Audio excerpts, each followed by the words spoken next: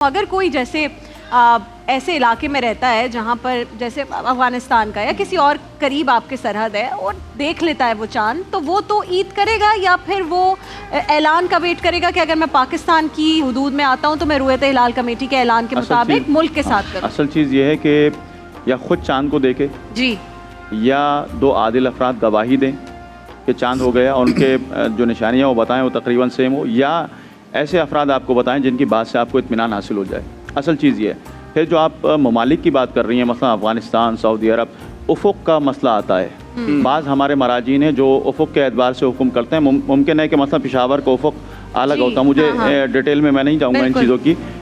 उफ़ुक़ अगर अलग होता है तो उसके एतबार से हुक्म अलग हो जाता है हमारे बाज़ मराजीन का। और बाज़ के नज़दीक ये है कि नहीं, दुनिया में अगर कहीं भी चाँद हो गया तो वो उनके नज़दीक उनकी राय ये है कि वो चांद चाहूँगा। ये जो प्लैनेट्स और स्टार्स की जो भी एक तरह की स्टडीज़ हैं, इनके जो लोग होते हैं वो रुयत हिलाल कमेटी में क्यों एक कोई क्यों नहीं होते हैं? वो भी। और सुपारको ने आज जैसे कहा भी है कि शवाल का चांद अब वो कायम हो गया है और वो नज़र आ जाएगा, उसके कभी इम्कानात हैं। तो ये स्टडीज़ भी साथ साथ होती हैं। लेकिन इसाक साहब, अगर किसी को चांद नज़र आ गया है और हुकूमत ने ऐलान नहीं किया है, ज़्यादातर के भी कैसे ये वाली पहले इत्तलात आई हैं, वो क्या करेंगे?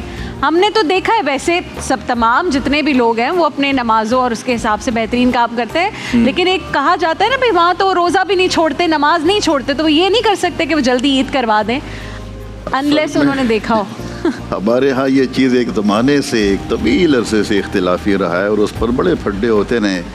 लेकिन रुयत हिलाल का मसला शरीयत की रोशनी में बिल्कुल तयशुदा है।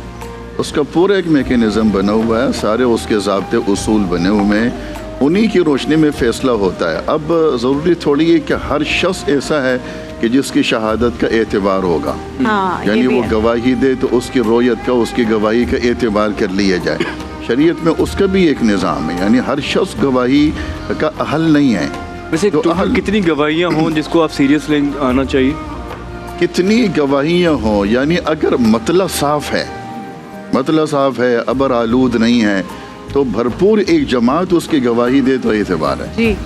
अच्छा, हाँ, कभी ऐसा होता है ना कि आपको सियालकोट में चांद नज़र आ गया, आपको पेशावर में किसी जगह चांद नज़र आ गया, तो लोग मिलकर 300 गवाहियाँ हो गई। यानी देखें कि चांद नज़र आने के हवाले से कोई ऐसी रुकावट बीच में मौजूद नहीं है। और एक आदमी आपसे कहे कि मैंने चांद देखा है तो उसका तो एतबार नहीं किया जा सकता।